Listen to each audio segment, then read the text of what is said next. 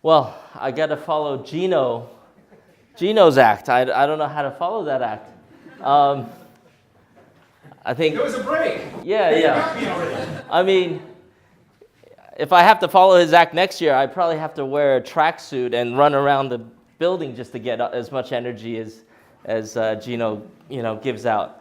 But I just talked to Lorraine. She said she had just followed Bill Gates in her TED Talk, so I feel much better now. Yeah. This was me when I was 6 years old. I was in China in Hefei. It's a rural community and about a few hundred miles from Shanghai. And I think we were like sitting on a mound of dirt or something. It wasn't very clear, but obviously there's no smiling faces. I don't think there was much to smile about.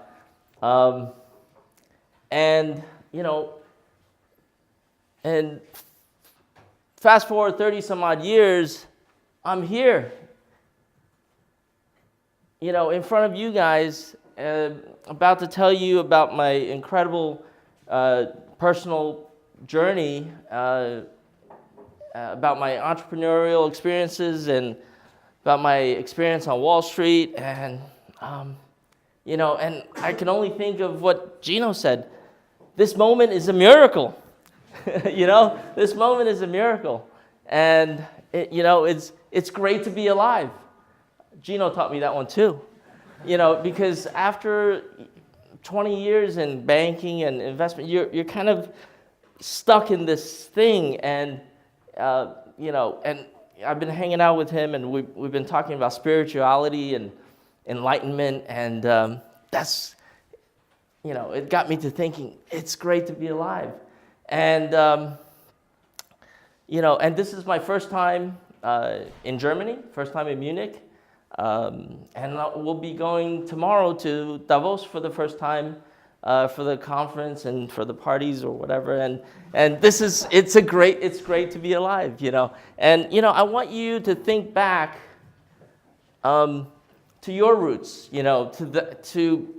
close your eyes, think about, I showed you my roots, the picture of where I came from. I want you to think back to your roots, and I want you to think of all the hard work and all the achievements that you've done and to get you here to today, to this miracle of a moment. And I want you to say, I want you, first of all, to give yourselves a round of applause, please. Okay? Because you guys made it to today. And you made it here. And it's great to be alive, right? So this was my first day in America. We had just gotten off the plane.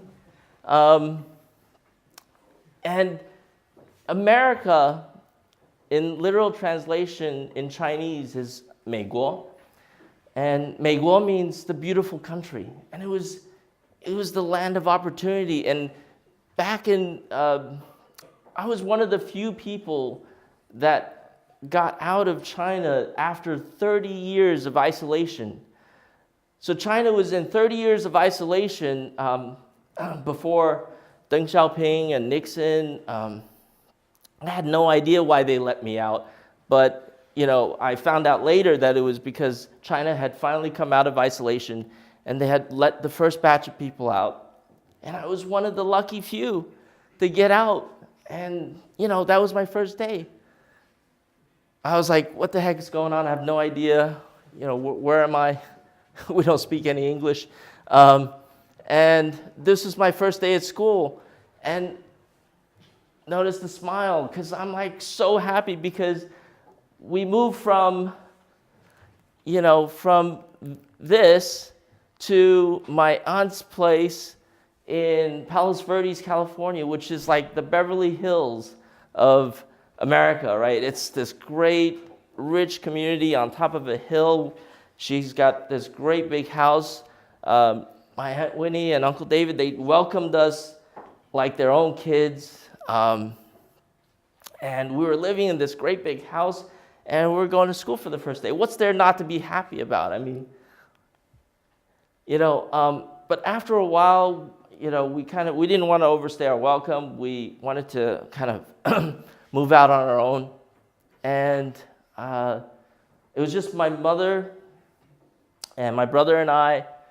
She had gotten like 4 jobs, just cleaning and working at sandwich shops, doing whatever she can to to make things work for us.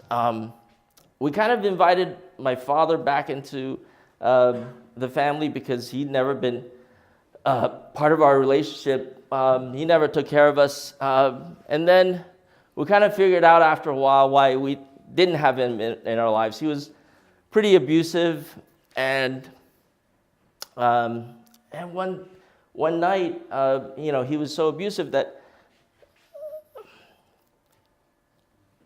my mom just packed up the stuff and, we just left, whatever,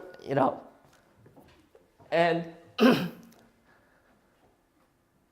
we moved around for over a year. We went to more schools than grades. Eventually, we landed in New York, and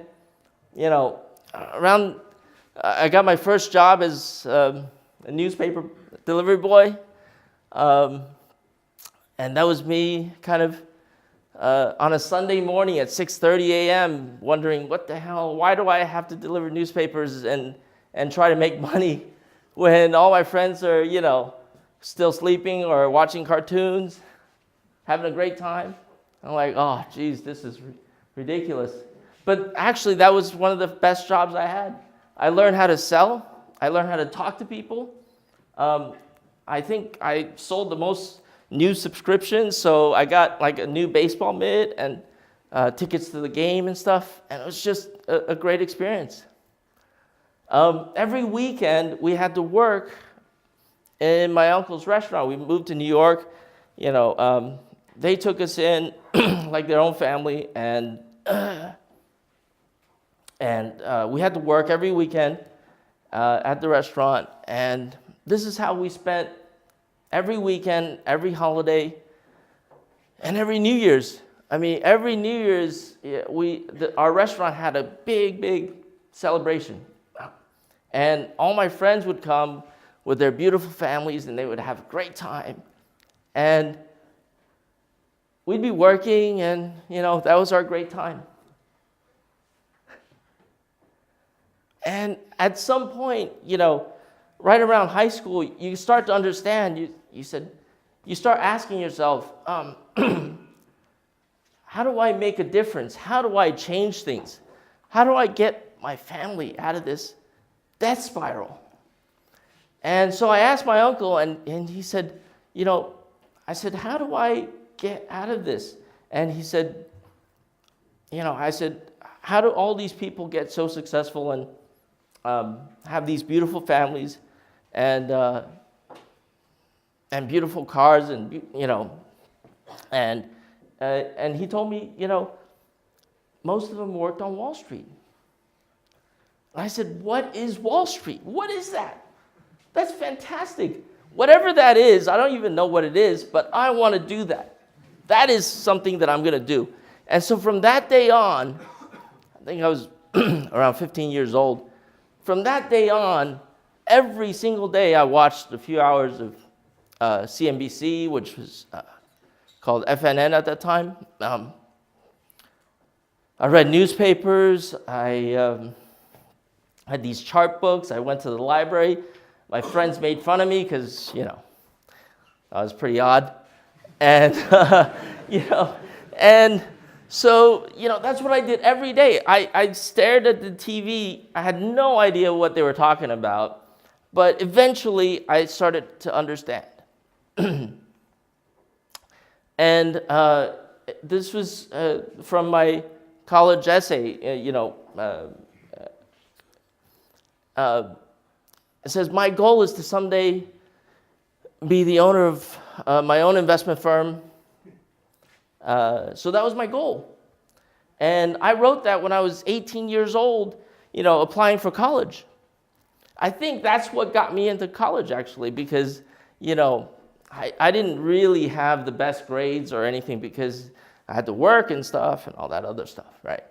So eventually, I got my first internship at a brokerage when I was about 17 in high school. I worked for this boiler room brokerage. I had no idea whether it was a good brokerage, bad brokerage. They had me making cold calls and stuffing envelopes. But because I started early, that's what gave me the advantage. And when I got into high school, when I got into university, and I went to, apply for a job at Shears and Lehman. And I went to this guy who became my mentor, actually. And, I told him about my story. I said, I've been wanting to do this since I was 15 years old, and I've been studying every day, and this is what I think of the markets, and this is, all the work that I've done. And he says, wow, this is incredible. I don't think I've ever had an interview like this. Because most kids just tell me that they want to make more money, and that's why they want to work on Wall Street. And so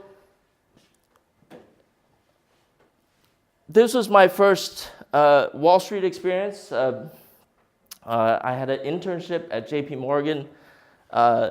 This is my first day on top of the World Trade Center. And I was like, wow, this moment is a miracle. From China to here, and I'm actually working on Wall Street, which was my goal. And so the first day at JP Morgan, I started on the FX trading floor, okay? The FX spot trading desk at JP Morgan at that time was the busiest Forex desk in the world. And so they put me in front of this machine. It has a big sell button and a big buy button, right? And they said, it's easy.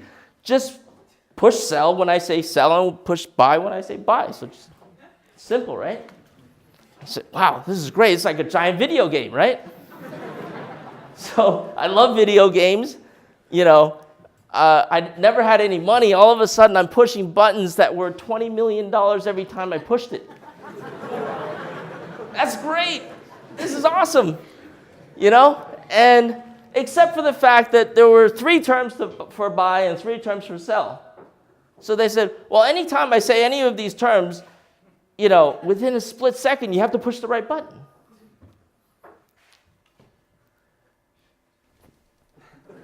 I'm like, oh my goodness. So that means that if I push the wrong button, it's a $40 million mistake. I didn't have any money. I said, $40 million mistake. So boom, I pushed the wrong button, obviously.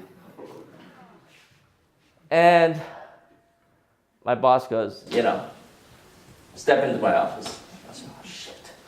That's it.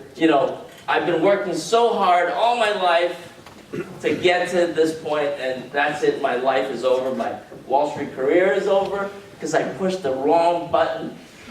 That's it. And so I get into his office, and he goes, that's all right. Everybody does it. That's all right. Let's go out for a drink. But don't ever do that again. I'll fire you.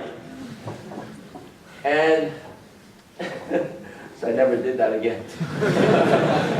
But I thought my career was over. It's great to be alive.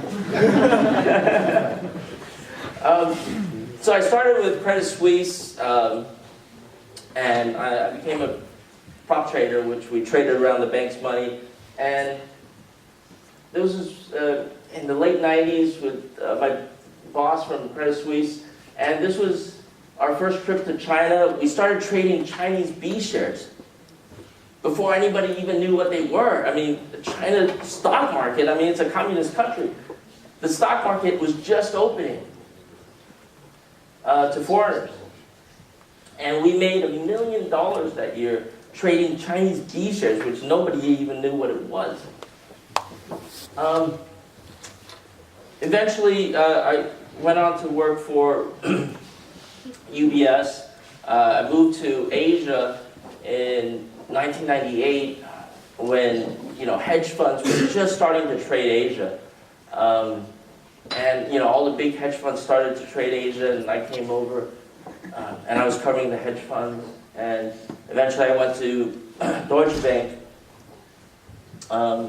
to head up their hedge fund sales trading desk. And in 2005, two of my main institutional clients, two of the main portfolio managers said, "Hey, we're going to start a hedge fund. Do you want to join us and be the head trader?" I said, "Yeah, of course." And then I was like, "Oh, but wait a minute. It's like almost bonus time, and I've got a 7-figure bonus coming. Can I wait? No, we're doing it right now. It's now or never." Oh my God. So, I think back, I can either give that up now, or... So I thought back, and I said, wait, what was my goal? My goal was to one day open up my own investment firm. And I said, you know what? I'm just going to do it. So I gave up that to open up our own hedge fund. And in 2005, we opened up one of the biggest local grown hedge fund startups in Asia. We were funded by 3 of the biggest tycoons in Hong Kong.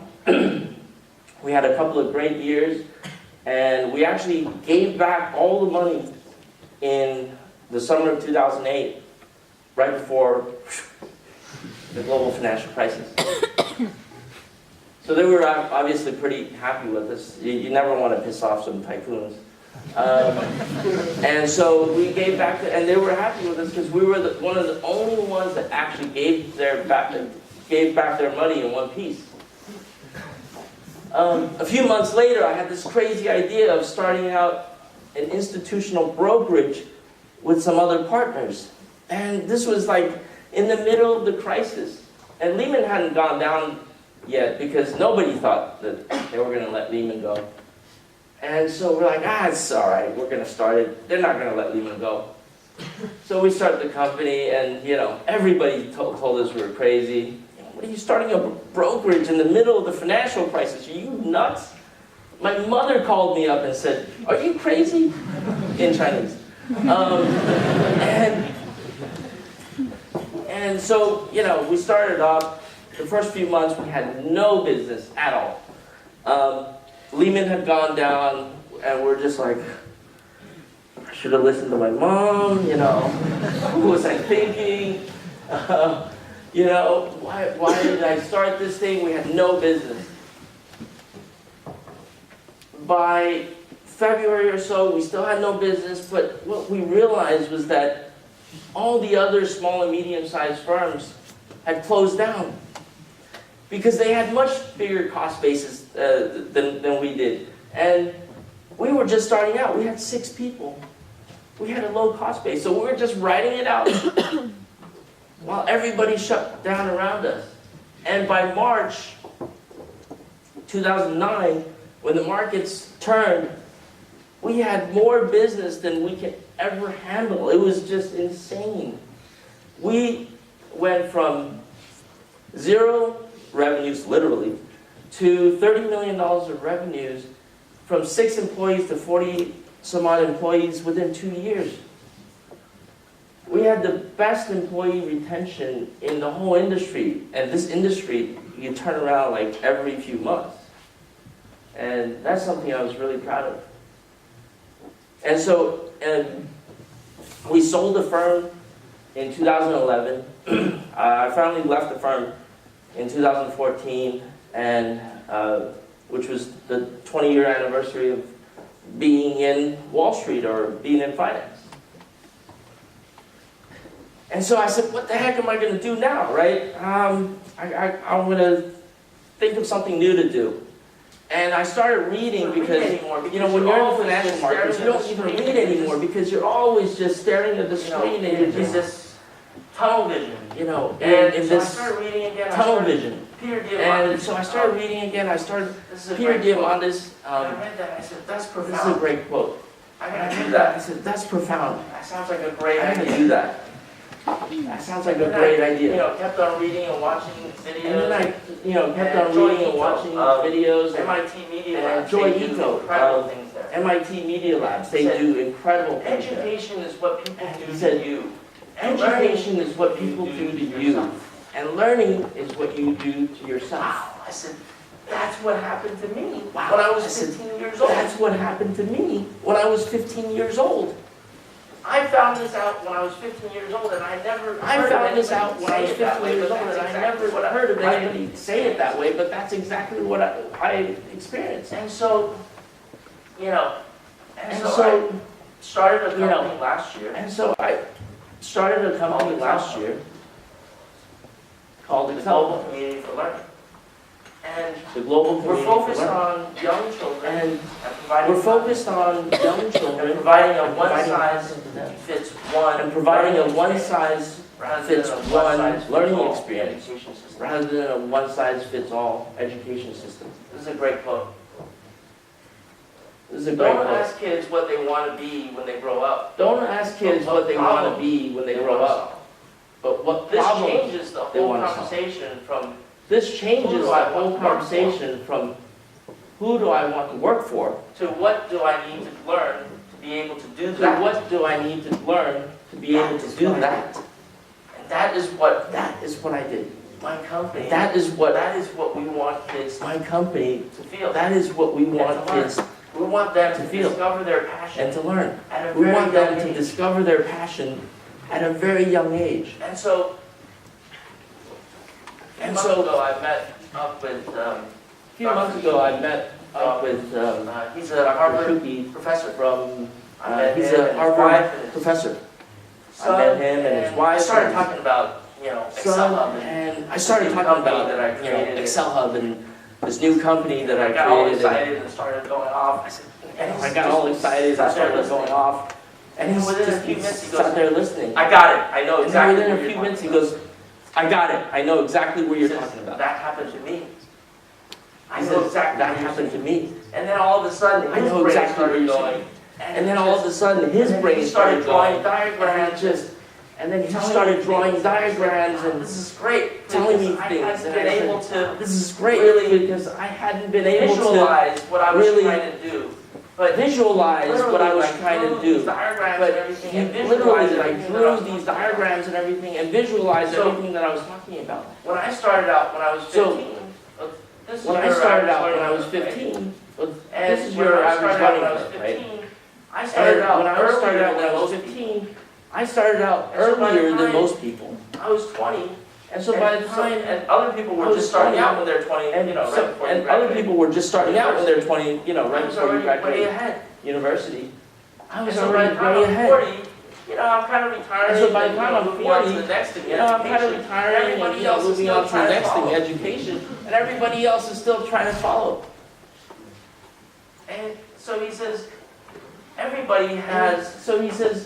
Everybody has more than one interest, and every one of you has more than one interest and more than one passion or hobby. You didn't have the internet. They used to call it hobbies. You can only do your work. You didn't have the internet, so you can only do your work, your job, and then it's just everything else that you're interested that good at is just a hobby because you couldn't really be that good at it. Well, now you have the internet. You can be good at anything in a very short period of time. 3 things or 4 things. You can master 3 things or 4 things. And he says, basically, once you find your passions and you learn, your brain is programmed to learn. Your brain is programmed to learn a lot faster things that you're interested in, right? A lot faster than things that you're not interested in, right? So when you take a test in a class that you absolutely don't care about, what happens right after you come out of that classroom? But when you're interested in something, you learn so much faster. When you're interested in something, you learn so much faster, and your brain just keeps it more creative. And you're much more creative. The more creative you are. And the younger you start, the more creative you are. If you have 3 or 4 different passions, and you combine them. If you have 3 or 4 different passions, and you combine them, the intersection of those passions is where you find innovation. So think about what your passions are. So think about what your passions are. You know, it's not just one thing. It's not just entrepreneurship, because entrepreneurship is just it's not just entrepreneurship, because entrepreneurship is just a what? It's just a word. Are you interested? What are you interested? What are you actually interested in? Starting. What are you actually interested in? And what are those interests?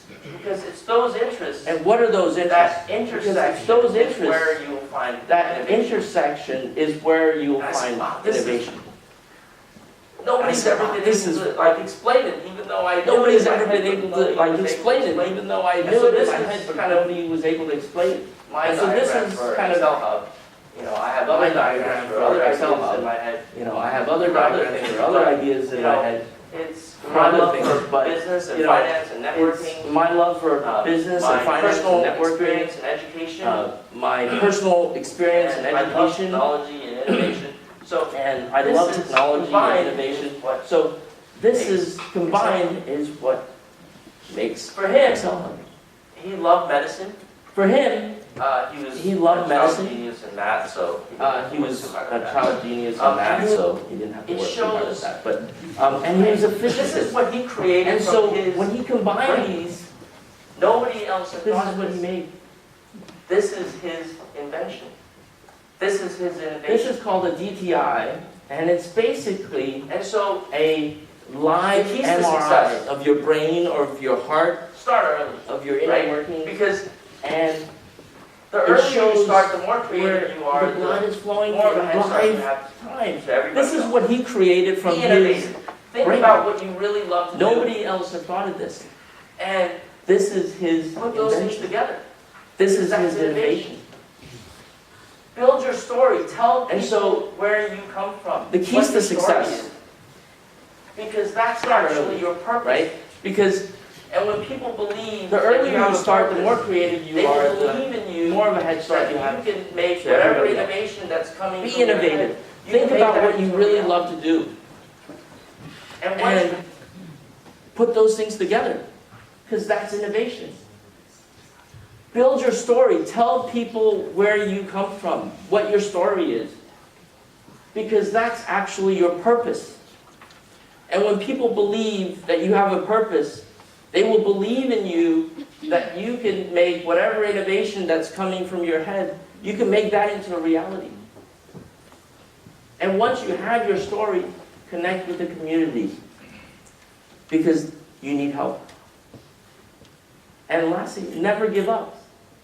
Because the day before something is a breakthrough, it's a crazy idea.